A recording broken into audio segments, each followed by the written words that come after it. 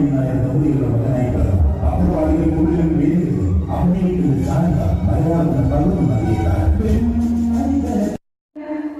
Sagar Elias Jack.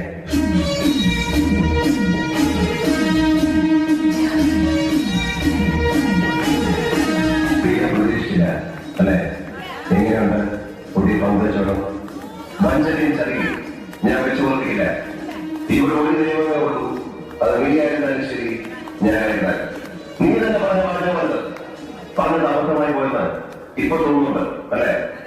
ഇന്നു മുതൽ നിനക്ക് നിന്റെ വഴി, എനിക്ക് എന്റെ വഴി.